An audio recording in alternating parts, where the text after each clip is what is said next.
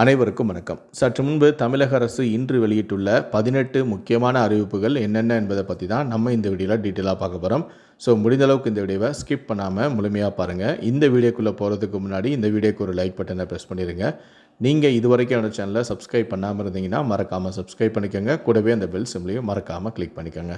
சரி, வாங்க இப்போ நாம் வீடியோக்குள்ளே போகலாம்.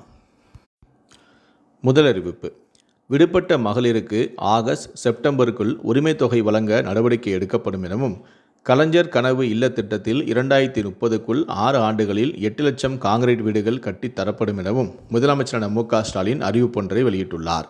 மேலும் நல்லகுண்டாவில் புதிய சிப்காட் தொழில் பூங்கா அமைக்கப்படும் எனவும், அதன் மூலம் 5000 பேருக்கு வேலை கிடைக்கும் எனவும், திருப்பத்தூர் பழைய பேருந்து நிலையம் உள்ள இடத்தில் 18 கோடியில் அடுக்குமாடி வணிக வளாகம் அமைக்கப்படும் எனவும், ஆம்பூரில் 1 கோடியில் புதிய நூலக கட்டடம் கட்டப்படும் எனவும், ஆலங்காயம் நெக்னாமலை பகுதியில் 30 கோடியில் 7 கிலோமீட்டர் நீள சாலை அமைக்கப்படும் எனவும், குமாரமங்கலத்தில் 6 கோடியில் புதிய துணை மின் நிலையம் அமைக்கப்படும் எனவும் கூறியுள்ளார். இரண்டாவது அறிவிப்பு: நடப்பாண்டு பொறியியல் படிப்புகளுக்கு விண்ணப்பித்தவர்களின் தரவரிசை பட்டியல் இன்று வெளியிடப்பட உள்ளது. இதனை உயர்கல்வித்துறை அமைச்சரான செழியன் வெளியிடவுள்ளார். மேலும் இன்றைய தினமே கலந்தாய்வு தொடங்கும் நாளும் அறிவிக்கப்படும். மொத்தம் 3,02,374 பேர் விண்ணப்ப பதிவும் செய்துள்ளனர். அவர்களில் 2,49,883 பேர் மட்டுமே விண்ணப்ப கட்டணத்தை செலுத்தியுள்ளனர். விண்ணப்ப கட்டணம் செலுத்தியவர்களின் விண்ணப்பங்கள் மட்டுமே ஏற்றுக்கொள்ளப்படும். மூன்றாவது அறிவிப்பு: சென்னையில் முதல் கட்டமாக 120 மின்சார பேருந்துகளின் சேவையை ஜூன் 30இல் முதலமைச்சரான மு.க. ஸ்டாலின் தொடங்கி வைக்கிறார். நடப்பாண்டு இறுதிக்குள் சென்னை முழுவதும் 625 மின்சார பேருந்துகள் இயங்கும் வகையில் போக்குவரத்து துறை நடவடிக்கை முன்னெடுக்கப்பட்டு வருவதாகவும் கூறப்படுகிறது. இதனைத் தொடர்ந்து சுற்றுச்சூழலுக்கு கேடு ஏற்படாத வகையில் நவீன வசதிகளுடன் மின்சார பேருந்துகள் வடிவமைக்கப்பட்டுள்ளது எனவும் தெரிவிக்கப்பட்டுள்ளது. நான்காவது அறிவிப்பு: ஆனி மாதத்தில் வரும் சுபமுகூர்த்த தினமான இன்று 27ஆம் தேதி ஒரு சர்பதிவாளர் உள்ள அலுவலகங்களுக்கு 100க்கு பதிலாக 150 முன்பதிவு வில்லைகளும், 2 சர்பதிவாளர்கள் உள்ள அலுவலகங்களுக்கு 200க்கு பதிலாக 300 முன்பதிவு வில்லைகளும், அதிக அளவில் ஆவணப்பதிவுகள் நடைபெறும் 100 அலுவலகங்களுக்கு 100க்கு பதிலாக 150 சாதாரண முன்பதிவு வில்லைகளோடு ஏற்கனவே வழங்கப்படும் 12 தக்கல் முன்பதிவு வில்லைகளுடன் கூடுதலாக 4 தக்கல் முன்பதிவு வில்லைகளும் பொதுமக்களின் பயன்பாட்டிற்காக வழங்கிட உத்தரவிடப்பட்டும் உள்ளது. ஐந்தாவது அறிவிப்பு: தனி தேர்வர்களுக்கான 8ஆம் வகுப்பு பொதுத் தேர்வுக்கு ஜூலை 10 முதல் 17ஆம் தேதி வரை விண்ணப்பிக்கலாம் என அரசு தேர்வுத்துறை இயக்குநரகம் தெரிவித்துள்ளது.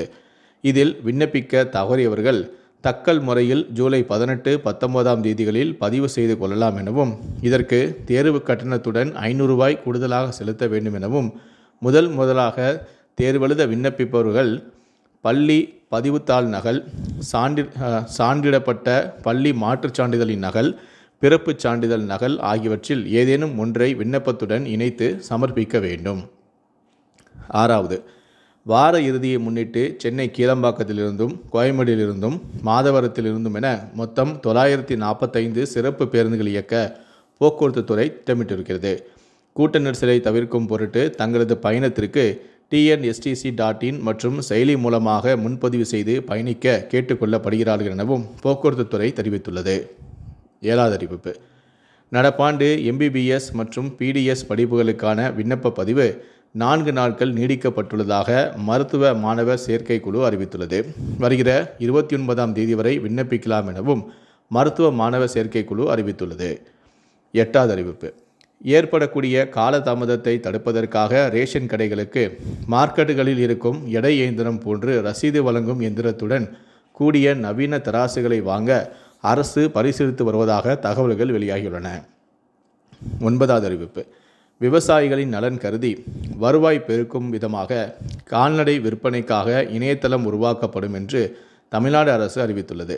கால்நடைகளை நல்ல விலைக்கு உரிய நேரத்தில் விற்க சிறப்பு வசதியாக இணையதளம் உருவாக்கப்படும் எனவும், இணையதளத்தின் மூலம் சந்தை விலை நிலவரம், இருப்பு நிலவரம் உள்ளிட்டவற்றையும் அறிந்து கொள்ள முடியும் எனவும், தகவல்களை அறிந்து உரிய விலைக்கு கால்நடைகளை விற்று பொருளீட்டும் வசதி ஏற்படுத்தப்படும் எனவும், இணையதளம் உருவாக்கும் பணி கால்நடை மேம்பாட்டுக் கழகம் மூலமாக செயல்படுத்தப்படும் எனவும் தெரிவித்துள்ளது. 10வது அறிவிப்பு: அரசு பேருந்துகளில் கட்டணமில்லா பயண அட்டைகளை காண்பித்து மாற்றுத்திறனாளிகள் தமிழ் அறிஞர்கள் பயணம் செய்ய மேலும் 3 மாதம், அதாவது 30/9/2025 வரை நீடிக்கப்பட்டும் உள்ளது. அரசு போக்குவரத்து கழக பேருந்துகளில் அனைத்து பயனாளிகளும் எவ்வித சிரமமின்றி பயணம் செய்ய அனுமதி வழங்கப்பட்டும் உள்ளது என போக்குவரத்து துறை கூடுதல் தலைமைச் செயலாளரான ரெட்டி தெரிவித்துள்ளார். 11வது அறிவிப்பு. 10 மற்றும் 11ஆம் வகுப்பு பொதுத் தேர்வுகளில் தேர்ச்சி அடையாத மற்றும் தேர்வுக்கு வராத மாணவர்களின் நலன் கருதி அவர்களுக்கு இந்த கல்வி ஆண்டிலேயே உயர்கல்வி பெறுவதற்கான துணைத் தேர்வுகளும் நடத்தப்படுகிறது. 11ஆம் வகுப்பு பொதுத் தேர்வானது ஜூலை 4 முதல் 11ஆம் தேதி வரையும், 10ஆம் வகுப்பு பொதுத் தேர்வானது ஜூலை 4ஆம் தேதி முதல் 10ஆம் தேதி வரையும் நடைபெறுகிறது. 12வது அறிவிப்பு. தமிழ்நாடு முழுவதும் ஒரே விலையில் ஆட்டிறைச்சி விற்பனை செய்யப்படும் என்று கால்நடை பராமரிப்புத்துறை தெரிவித்துள்ளது. தினமும் விற்பனை விலையை அறிவிக்கும் வகையில் புதிய போர்ட்டல் தயாராக வருவதாகவும் கால்நடை பராமரிப்புத்துறை செயலாளரான சுப்பையன் தெரிவித்திருக்கிறார். முட்டை விலை தினமும் நிர்ணயம் செய்யப்படுவது போல தினசரி அடிப்படையில் ஆட்டிறைச்சி, நாட்டுக்கோழி, கோழி இறைச்சி விற்பனை நிர்ணயமும் செய்யவும் ஏற்பாடு செய்யப்பட்டு வருகிறது. 13வது அறிவிப்பு. 2026 கல்வி ஆண்டில் இருந்து 10ஆம் வகுப்பு வாரிய தேர்வுகள் ஆண்டுக்கு 2 முறை நடத்தப்படும் என்று மத்திய இடைநிலை கல்வி வாரியம் CBSE அறிவித்துள்ளது. 14வது அறிவிப்பு. தேர்வு செய்யப்பட்ட 2346 ஆசிரியர்கள் குற்ற பின்னணி குறித்து ஆய்வு நடத்த பள்ளி கல்வித்துறை உத்தரவிட்டிருக்கிறது. தொடக்க கல்வித்துறையில் இடைநிலை ஆசிரியர் காலி பணியிடங்களை நிரப்புவதற்கான ஆசிரியர் தேர்வு வாரியம் TRB மூலம் தேர்வு நடத்தப்பட்டது. இதில் தகுதி பெற்றவர்களின் மதிப்பெண்கள் மற்றும் இனச் சான்றிதழ் அடிப்படையில் 2346 பேர் கொண்டதாக தற்காலிக தேர்வு பட்டியலும் பெறப்பட்டுள்ளது. இவர்களுக்கான பணி நியமன கலந்தாய்வு நடைபெறும் நாள், நேரம் பின்னர் அறிவிக்கப்படும் எனவும் கூறப்பட்டுள்ளது. 15வது அறிவிப்பு. அரசு பள்ளி மாணவர்களுக்கான வினாடி வினா போட்டிகள் ஜூலை முதல் ஜனவரி மாதம் 4 கட்டங்களாக கணினி வழியில் நடத்தப்பட உள்ளது என பள்ளி கல்வித்துறையும் தெரிவித்துள்ளது. 16வது அறிவிப்பு. தண்டவாள பராமரிப்பு பணி காரணமாக ஜூன் 28, 29 கும்மிடிப்பூண்டி ரயில் சேவையில் மாற்றம் செய்யப்பட்டுள்ளது. கவரைப்பேட்டை, கும்மிடிப்பூண்டி ரயில் நிலையங்களுக்கு இடையே ஜூன் 26, 28, 29 21 புறநகர் ரயில்கள் ரத்து செய்யப்பட்டும் உள்ளது. பகல் 1:15 மாலை 5:15 மணி வரை பணிகள் நடத்தப்படுவதால் கும்மிடிப்பூண்டி சூலூர்பேட்டை ரயில் சேவையில் மாற்றம் செய்யப்பட்டும் உள்ளது. ஜூன் 26, 28, 29 சென்னை சென்ட்ரல், பொன்னேரி, மீஞ்சூர், எண்ணூர் இடையே 10 சிறப்பு ரயில்கள் இயக்கப்படும் எனவும் தெரிவிக்கப்பட்டுள்ளது. 17வது அறிவிப்பு. ஜூலை 1 முதல் ரயில் கட்டணம் உயர்வு. ரயிலில் 2ஆம் வகுப்பில் பயணம் செய்வோராக இருந்தால் 500 கிலோமீட்டர் வரையிலான தொலைவுக்கு டிக்கெட் கட்டணம் உயர்வு இல்லை. அதே நேரம் 500 கிலோமீட்டருக்கு மேல் பயணிப்போருக்கு டிக்கெட் உயர்வு இருக்கும். ஏசி அல்லாத எக்ஸ்பிரஸ் ரயில்களில் பயணம் செய்பவர்களுக்கு 500 கிலோமீட்டருக்கு மேலாக பயணத்தில் 1 கிலோமீட்டருக்கு 1 பைசா என்ற விகிதத்திலும் கட்டணம் உயர்த்தப்படும்.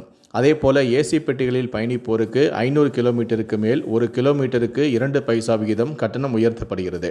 மேலும் மாதாந்திர சீசன் டிக்கெட்டுகளில் கட்டண உயர்வு இருக்காது எனவும் தெரிவிக்கப்பட்டுள்ளது. கடைசியாக 18வது அறிவிப்பு. அரசு பணி பதவி உயர்வில் மாற்றுத்திறனாளிகளுக்கு 4% ஒதுக்கீடு வழங்கும் வகையில் தமிழ்நாடு அரசு அரசாணையை வெளியிட்டுள்ளது. அரசு பணி பதவி உயர்வில் மொத்தம் இடங்களில் 4%க்கு குறையாத இடங்கள் ஒதுக்க வேண்டும் என மாற்றுத்திறனாளிகளுக்கான உரிமைச் சட்டத்தில் கூறப்பட்டுள்ளதை செயல்படுத்தும் விதமாக அரசாணை வெளியிடப்பட்டும் உள்ளது. இந்த 18 அறிவிப்புகளை பற்றிய உங்களுடைய கருத்துக்கள் என்ன அப்படிங்கிறத கீழே இருக்கக்கூடிய கமெண்ட் செக்ஷனில் மறக்காமல் சொல்லுங்கள். முடிந்தளவுக்கு இந்த வீடியோவை மற்றவங்களுக்கும் ஷேர் பண்ணுங்கள். மேலும் இது போன்ற பல வீடியோக்களை பார்க்கணும் அப்படின்னு வச்சிங்கன்னா மறக்காமல் சேனலை சப்ஸ்கிரைப் பண்ணுங்கள். நன்றி, வணக்கம்.